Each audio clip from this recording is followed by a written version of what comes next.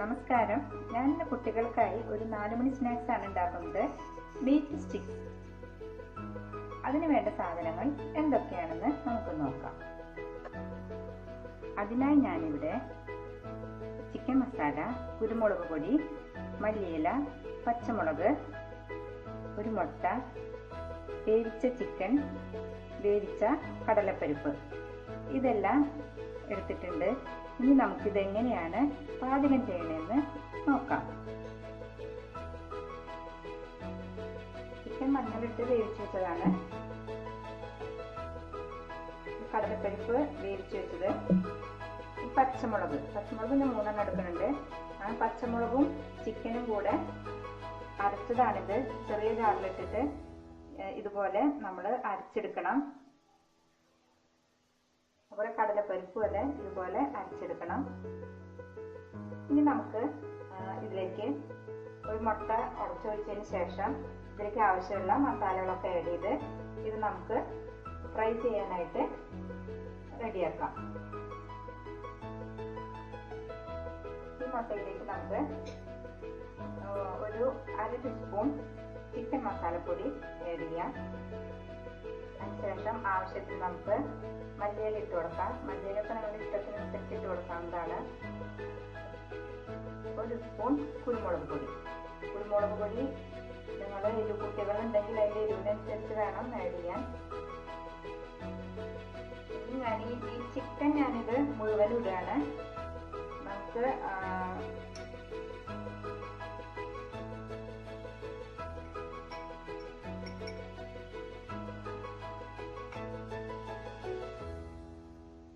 കടല നമുക്ക് ആവശ്യത്തിനനുസരിച്ച് കുറേശ്ശെ ആഡ് ചെയ്യാം. ഇത് ഞാൻ മുഴുവൻ ഇട്ടിട്ടില്ല. നമുക്ക് നന്നായി മിക്സ് ചെയ്തതിന് ശേഷം നമുക്ക് ഇട്ട് കൊടുക്കാം. ഞാൻ ഉപ്പിടാൻ മറന്നു. ഞാനിതിലേക്ക് ഒരു 1/4 സ്പൂൺ ഉപ്പ് ആഡ് ചെയ്യുന്നുണ്ട്. അതിന് ശേഷം നമുക്ക് നോക്കിയിട്ട് ആവശ്യമെങ്കിൽ ഇട്ട് കൊടുക്കാം.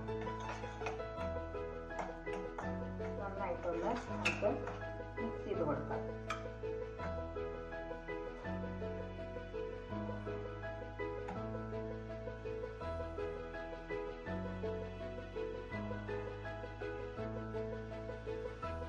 സ്പൂൺ വെച്ച് കുഴച്ചാൽ നമുക്ക് ശരിക്കും മിക്സ് ചെയ്യാൻ പറ്റില്ല. നമുക്കത് അതുകൊണ്ട് കൈകൊണ്ട് തന്നെ നന്നായിട്ടൊന്ന് മിക്സ് ചെയ്ത് കൊടുക്കാം.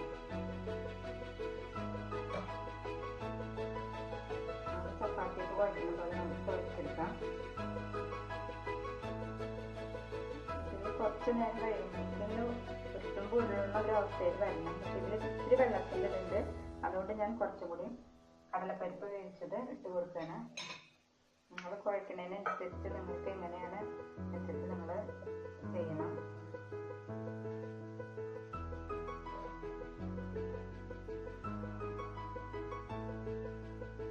നമുക്ക് ഇതിൻ്റെ ഉപ്പ് ഒന്ന് നോക്കാം. ഉപ്പ് സ്വല്പം കുറവാണ്. ഞാനിതിലേക്ക് കുറച്ചും കൂടി ഉപ്പ് ആഡ് ചെയ്യുന്നുണ്ട്. ഉപ്പും എരിവൊക്കെ നിങ്ങളുടെ ഇഷ്ടത്തിനനുസരിച്ച് നമുക്ക് കൂട്ടുകയും കുറയ്ക്കുകയും ചെയ്യാം.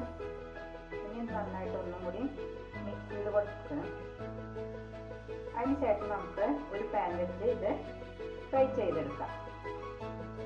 ഇനി നമുക്ക് ഇത് ഫ്രൈ ചെയ്തെടുക്കാനായിട്ട് ഓരോ ഉരുളകളെടുത്ത് ഒരു സ്റ്റിക്ക് എടുത്ത് അതിലേക്ക് നമുക്ക് വെച്ച് കൊടുക്കാം.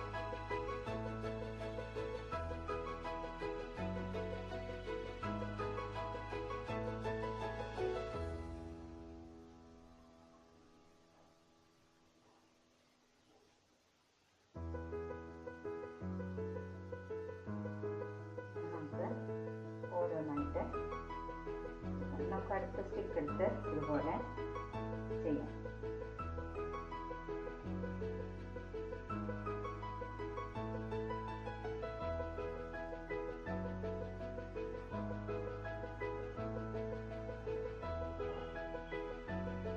നമ്മളിതുപോലെ സ്റ്റിക്കുമ്പോൾ പിടിച്ച് വേണം ഇങ്ങനെ ചെയ്യാൻ. നമുക്ക് അപ്പോൾ ഈസി ആയിട്ട് ഇങ്ങനെ ചെയ്യാൻ സാധിക്കും.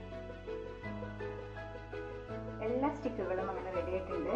നമുക്കിനി ഇത് ഫ്രൈ ചെയ്തെടുക്കാം. ഇനി നമുക്ക് ഒരു പാൻ വെച്ച് ചൂടാകുമ്പോൾ അതിലേക്ക് സൺഫ്ലവർ ഓയിൽ ഒഴിച്ചു കൊടുക്കാം. എന്നിട്ട് ഇത് ഓരോന്നിട്ട് നമുക്ക് ഫ്രൈ ചെയ്തെടുക്കാം. ഓയിലിൻ്റെ ഇതൊക്കെ നിങ്ങളുടെ ഇഷ്ടത്തിനനുസരിച്ച് മാറ്റം വരുത്താം. ഓയിൽ നന്നായി ചൂടായി വന്നിട്ടുണ്ട്. നമുക്കിത് ഓരോന്നിലേക്ക്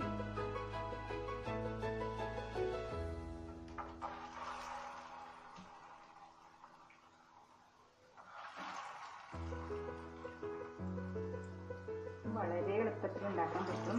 വളരെ ടേസ്റ്റിയാണ്.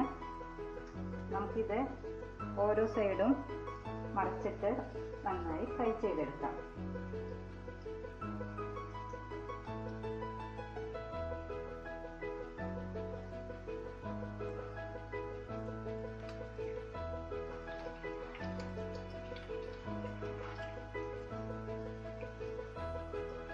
നമുക്കിത് എല്ലാ ഭാഗവും നന്നായിട്ടൊന്ന് മറിച്ചിടാം. ചിക്കൻ കറി വെച്ചത് ബാക്കി ഉണ്ടെങ്കിൽ നമുക്കിതുപോലെ തന്നെ അരച്ചിട്ട് ഇത് ഉണ്ടാക്കാൻ പറ്റുന്നതാണ്. ഇത് വളരെ ടേസ്റ്റിയാണ്.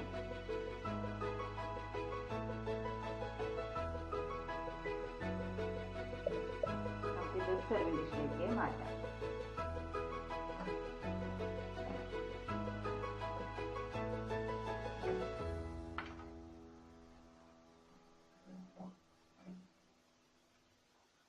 ഇനി നമുക്ക് അടുത്തത് ഇതുപോലെ ഇട്ട് കൊടുക്കാം.